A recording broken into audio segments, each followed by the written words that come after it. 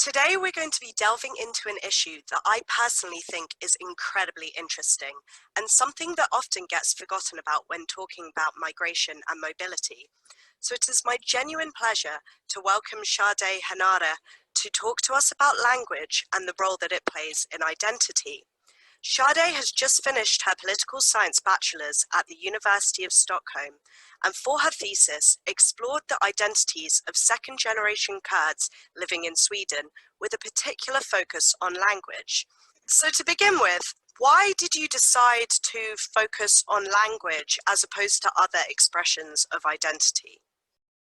There's so much I can answer this question, but I first started thinking about the role of language in my identity as a second-generation Swedish Kurd when I was writing my extended essay, as you have to do if you study IB. So I just asked the question, why is there no Kurdistan? And when I had to find some theory to apply, what came up was, well, it was Anderson and Gellner, but Gellner especially. His book from 1983 about what makes up a nation. And then I think his student Anderson, who eventually wrote on the same subject. And what they talk about is how much language is essential to the concept of a nation and the solidifying of that nation and the nation building. I remember when I first read those passages out of Gellner and seeing him list the Kurds as an example of where a nation can't be built. And obviously that hurt to read. I was like, okay, what does this guy know? But then I was like, the more I apply it, the more I could see how, at least in theory, there's something to what he's saying. I don't know how other Kurds will feel like listening to this or what they've been taught or how they feel about their language. But to me, it's always felt very difficult to learn. So I speak Badini, which is an offshoot of Kermanji, which is one of the two big dialects, the other being Sorani. Personally, I have to depend on my relatives if I want to expand my vocabulary, and I never learned the grammar. I never had any formal lessons, nothing. I couldn't find the resources in the same way that you could find vocab and grammar lessons if you spoke the very standardized version of Kermanji that's spoken more by the Kurds who happen to be in the Turkish part. Right. And then for Sorani, that I always found difficult to follow because the accent is a bit different and the grammar feels different too. I don't know what it is, but it's always been a bit intimidating. If your dialect falls outside one of these two big standardized dialects, that felt like a question that wasn't really discussed anywhere, that heterogeneity. I don't know, I just wanted to find out if I was alone in that thought or not, if the dialect I'm coming from and it not being a standardized dialect affecting my confidence in my Kurdishness. I just wanted to know that I wasn't alone. So three factors that have been on my mind for a very long time are the access someone has outside of their family, just the access to resources that you have online. That's only a benefit that applies to you if you speak a standardized dialect, being Sorani, like the one that's spoken around the autonomous Kurdish region up north, or in the Hawlet, or otherwise known as Adbil officially. And then if you speak Kermanji, the other big dialect, there are only really a ton of resources for that if you speak the standardized Kermanji, which is spoken in the Turkish Kurdish parts. So that's factor number one. How standardized is your dialect? So these three factors, first of all, are in no particular order. But then number two is how good you are personally at languages, how easy you find it to learn a language, and then how willing you are to learn. What are your personal motivations to learn? And three, then, who do you have in your life, especially if you don't have access to these more general resources because your dialect isn't a standard one? Who do you have in your life? How good are they at teaching you? Are they available? Are they willing? Are they good at really insisting on speaking Kurdish with you as you grow up? Why I then focused for my thesis on the language question and then thought that focusing on second generation Swedish Kurds was a good idea is because the Kurds here, they have kind of the first factor taken care of. As citizens, they have a right to hemspråk. Everyone who is a citizen here and who comes in as a kid, like you, if you have a different background other than Swedish, you have a right to language lessons in your mother tongue. That's what all Kurdish people growing up here get, supposedly. But then I wanted to ask these people, especially having access to that, did that actually help you with either standardized Kermanji or Sorani, and people who fell outside of those two standard dialects? How did that matter? Did not having hemspråk or not fully benefiting from it, how did that affect you? Like, what did that mean for you? So yeah, that's why I thought I need to ask other people like me, how the people who grew up here, how was it for them?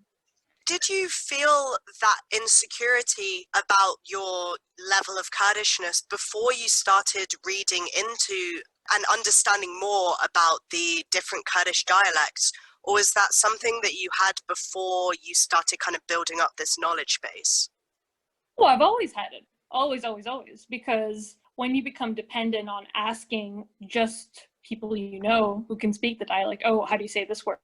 And when these people aren't teachers and aren't obligated to teach or anything, then I was ashamed for a long time to ask for help, and I just gave up and spoke more Swedish instead at home than Kurdish overall. So that was always quite sad to me. Obviously, language, you see it very central to your own identity.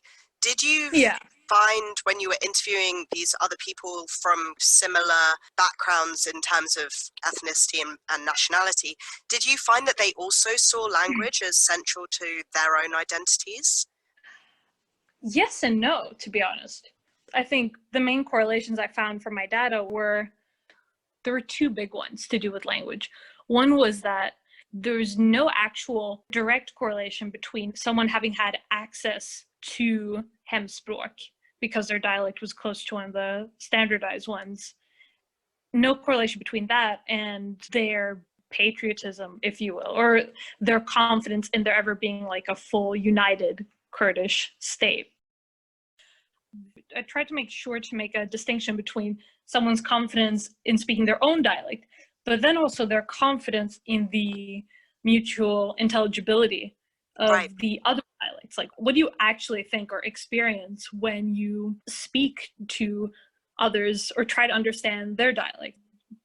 So what I found was, ultimately, there weren't that many that were confident about this cross-dialect mutual intelligibility, but the ones that were, they were more certain about their Kurdishness. Like, they put their Kurdishness first, and the Swedishness becomes just a benefit or something that borders the Kurdishness, but the Kurdishness is still central to their identity. And that correlation I thought was the most interesting. But then there's a catch there in that these participants also happened to be older, so they had more time to participate in like Kurdish associations and really force themselves into these spaces where they're forced to confront their initial fears about other dialects and insecurities. Both of these people who ended up saying, like, yeah, I'm very confident in the mutual intelligibility, they both admit to being very uncertain and afraid of not understanding the other dialect. But they both said that in due time, in just months, that they really felt like they could understand, and that it changed everything for them in a way. So from that, I got the impression that maybe having access to hemspråk or like to lessons in your mother tongue doesn't really matter in the end. It really depends on the individual and their engagement and how much initiative they take in learning the other languages and forcing themselves to expose themselves to those dialects so that they can expand on their relationship with their own Kurdishness. One thing that I found really interesting in your paper, you used the phrase dynamic identity. So do you think, like, using this kind of phrase, dynamic identity, do you think people's relationship with their nationality and ethnicity can change over time? Absolutely, I do. Depending on which life stage you're at, depending on your own language competencies, how much value you put on language and how much that matters to your identity, to you. Again, because most of these participants were really young, but then some were a lot older, especially the ones who had more confidence about other dialects. I just want to acknowledge that it can change, both in terms of which life phase you're in and where you are, but then also depending on which room you're in, which immediate social context you're in. I just wanted to try to get at all the different ways that an identity can be dynamic, both in the far future and the near future, and just day to day even. There's been quite a bit of research looking at the differences between first generation and second generation diaspora communities. Why did you think that second generation Kurds were a particularly interesting group and that you decided to focus on? Was it just because it's a group that you resonate with, or did you see something different in the second generation that wasn't in the first generation diaspora? Obviously, I had a lot of personal interest writing on this, but then I could see that there already was a lot of cross-generation comparative studies on Kurds too, and recent ones even. There was this paper from 2013 by Bachelor, I think it was, and she found that the second generation Kurds in Sweden are the most quote unquote pan-Kurdish, that was the label she used, but she meant that they're the most diversified and the most heterogeneous, but still like the most likely to identify with each other. And I thought, okay, I just want to see if that still holds true today for the second generation. Like I thought there's enough on the first generation. I just want to really focus in depth on the second generation people and their relationship to the language and hemspråk. Do you think that because of the unique situation with the Kurdish people currently stateless, and also because there are so many different dialects of the Kurdish language, do you think that that's makes the Kurdish diaspora a unique case study, or do you think that lessons that you've learned from this research can be applied to other diasporas? I don't think it's a unique case study. It might be unique, even I don't feel right saying that it's unique, but maybe in terms of all the different layers of heterogeneity, in terms of which of the four countries, as in Turkey, Iraq, Syria, or Iran, which of those four territories your family happens to be from. There's that heterogeneity, and then heterogeneity among families that determine like, oh, how religious is each individual family? How patriotic are they? How politically engaged? There's just so many different angles, and I'm not sure if that can be said of any other group, although I don't want to bank on that because I'm sure there's a group I'm forgetting that may be exactly the same, but just doesn't have any interest or historically has never intended to aim for a state. What I also want to get at was, in the current context, I thought some lessons can be taken from this group on like what nationality even means today. That was another reason I wanted to ask other people that look like me and have had similar life stories. I wanted to ask them, like, does it even bother them? Like, does it matter to them? Do they see it as a positive, being Kurdish, negative, or something neutral? Like, what does it mean? To us, obviously, we want a passport that isn't Turkish, Iranian, Iraqi, or Syrian. That's like the ideal. If I didn't have a Swedish passport, I wouldn't be talking to you today. Like, I would be a completely different person. I just wanted to know if people still aspire to have a Kurdish state, or if the second generation is just like happen to be very strangely prepared for this, the kind of world we find ourselves in today, where borders and states are just becoming all the more flimsy and unreliable. And I just wanted to see where people stood.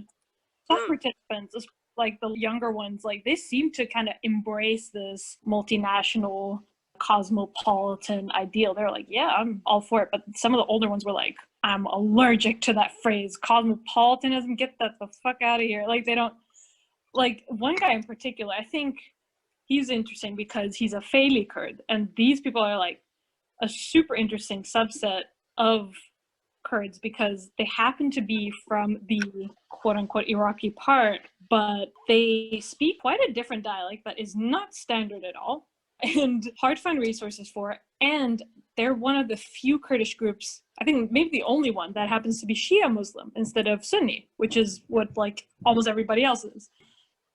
He pointed at another level of heterogeneity that was just between his immediate family in like a big southern city in Sweden, Gothenburg or Göteborg, and then his more distant relatives in Stockholm. And he pointed out how like the relatives in Stockholm seem to really embrace the cosmopolitanism and being a world citizen. But he was just like, well, to me and my family, that means forget about being Kurdish, forget where you come from. And I was like, it's interesting, because I thought I would hear that from somebody, but I didn't think I'd hear it so explicitly. And then I didn't expect that no one else would talk about it as strongly as he did. There was another participant, a younger guy, who very explicitly was like, yeah, no, you know what? I don't really feel Kurdish or Swedish. I feel like a world citizen. And I just thought, that's, again, another layer of difference there, like how people are just dealing with their identities and if they're comfortable with it or not. One of the questions that you ask in your paper is framed around integration, which is something that we often focus on when we're talking about migrant communities, especially white policymakers look at how well are these communities integrating into the rest of the country. Do you think that is something that we should be focusing on? And do you think that kind of comes into conflict with expression of identity, or do you think it's much more complex than that? Ooh, I love this question. Oof. It is a complicated question, I would say, because policymakers are going to be like, yeah, we want them to integrate. Of course, they'll make everything easier. They'll make quote unquote better citizens or ideal migrants or refugees or whatever. And yet it has a bit of a condescending, assimilatory undertone. But on the other end, it does matter. Like, you do kind of need to integrate to an extent. But like, it is definitely harmful to focus on integrating too much, because I remember, for example, one of the participants, I chose my title based on this guy's quote. He was the oldest participant. I felt like if we were meeting in person, he'd probably like put his elbow on the table and kind of cover his mouth and like be whispering, because he was just like, you know what, I think Kurds integrate too fast. I was like, like I took everything I had to hide my shock. I was just like, what? So what do you mean? In my head, I was like, what? So what he ended up saying was, he thinks of it as a negative thing. He thinks if you quote unquote integrate too fast, that you kind of lose sense of your identity. Like, you try too hard to fit in, like they kind of lose sense of who they are, and that they undergo extreme like psychological stress because of it. Right. And I was like, he was the second participant. So at first when I was like, that just seems like a complete exaggeration. But I don't know, the fact that I feel this fucked up after this study and have had all this time to take in what everyone has said, I'm like, you know what? He's kind of right in a crazy way. I think he kind of is. I don't know, I just really hate these jokes about people who have quote unquote integrated really well. Someone like me, I would say, like someone who's born here, who speaks the language, everything.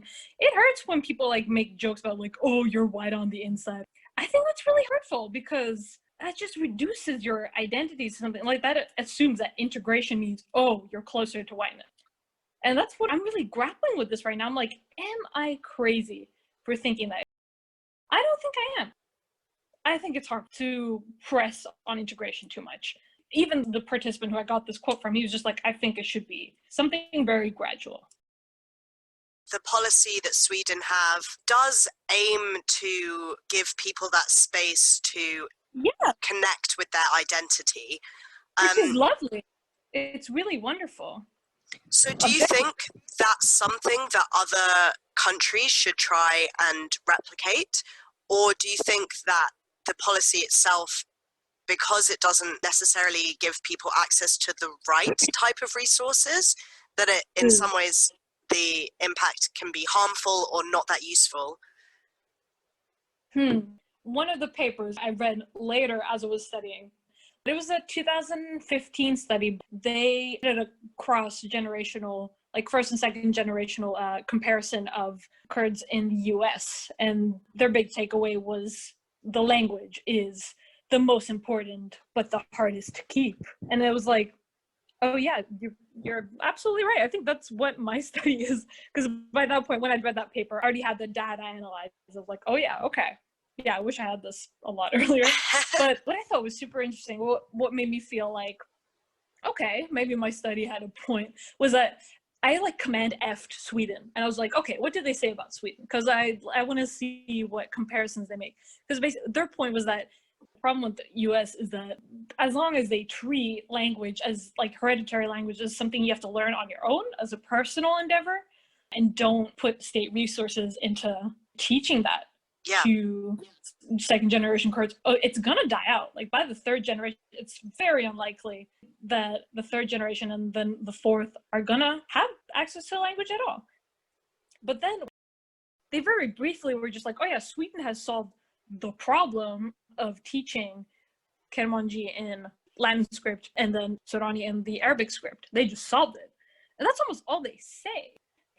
There's nothing in that paper about the effectiveness of it. Like, obviously, that's not the point of the paper. Like, the whole purpose is focusing on the US. So it felt like just in the literature review, they just made very quick nods to Sweden without any regard for the actual effectiveness of what they claimed was so much better than what the US system has.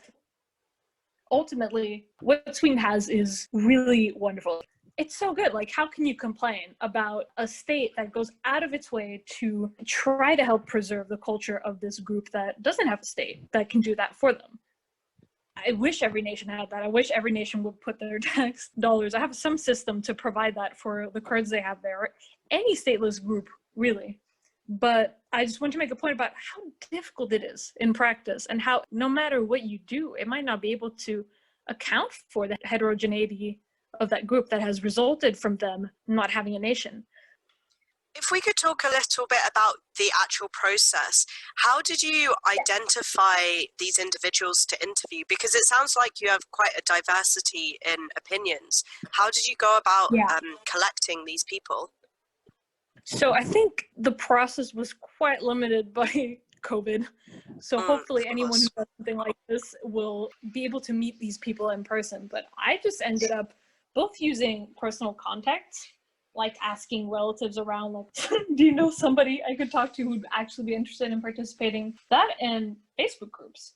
And I realized that, especially in the case of Kurdish Facebook groups, the people who are on there are going to be more inclined to have political opinions, you know, like strong opinions. And that is a bit of an issue. Like, it does affect the validity of the data. So the ideal would really be to meet people in person and at like associations. I think it was pure luck that they ended up having such diverse opinions. That's just how it ended up. But I think there is no way a study like this with such in-depth interviews can be representative at all. Like, it can't tell you like, oh, a quarter of diaspora Kurds think this in response to this question. Absolutely not. You need some kind of like large scale quantitative thing, like in a survey format that you could send out to, I don't know, thousands, hundreds of thousands of people. So yeah, I think there's a huge design flaw there. Yeah, so pure luck. I like tried my best to dig out the nuances and differences in opinions with the data I had. So I think maybe the differences are overemphasized, if anything. Do you think that because this study was more in depth and you were doing it through a semi-structured format, you were able to get to the heart of issues in a way that surveys and broader quantitative research wasn't able to? I think yes, because I was at least able to ask people about their specific experiences with discrimination, for example, and then I could immediately ask them on the spot, oh, but do you think this affects your actual perception or experience of your identity? And then I'd get to hear that answer on the spot. Whereas with a survey, it would be so much harder to account for the differences and the nuances in the answers. And even if you provide like a box there to ask people to elaborate on why they chose the option they chose, there's no way like everyone's gonna actually fill that out or feel comfortable enough filling that out. So I thought a huge benefit here was that I could ask people on the spot, and sometimes like they were forced to think on the spot, like, okay, what does this actually mean, or how has this actually affected me? And I think especially the last question and questions similar to it, where I asked people to really describe the relationship to them between their Kurdishness and their Swedishness, I got to hear some really in-depth answers, and I don't know how a survey could have accounted for and really allowed me to honor people's responses and the nuances in them. One part I really liked about the process was being able to make the choice to refer to the 4 Kurdish parts.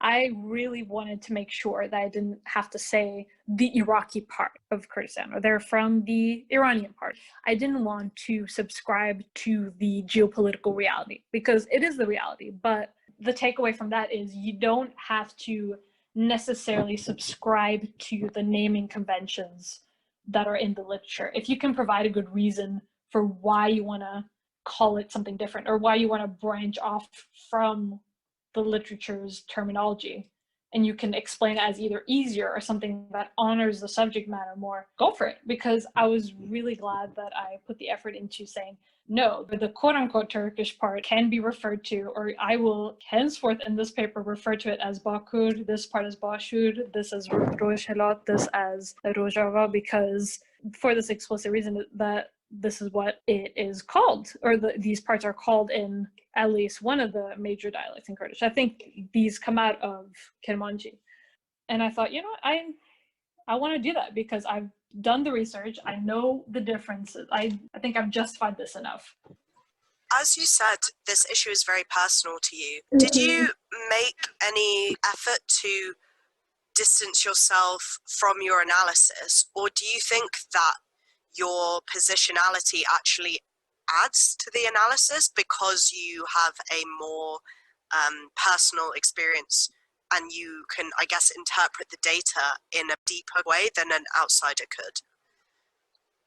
The positionality was both a drawback for me personally. It was very difficult to listen to some of these responses and engage with them and really force myself to distance myself from them and act like a real researcher and a neutral party. It was very tiring for me, and I think I'm more confused about who I am more than anything else. It's like the more you know, the less you know.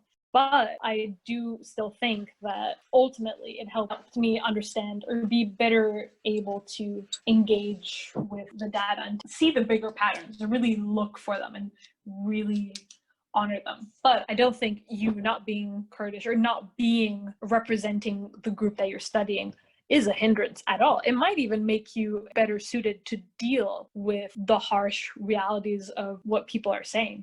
I think any way you slice it, they'll probably be grateful that you're studying them. I think they'd just be happy to have this space to talk and reflect on themselves. But I mean, it's really going to depend. Like if you're in a position where you're approaching a group as diverse as Kurdish people, and especially as second generation Kurdish people, you really have to do your research. And I think that can be a lot to ask for. So it balances out ultimately. My subjectivity did help me, but someone else's appearance as more of a quote unquote outsider will also help them ultimately if they're prepared for it.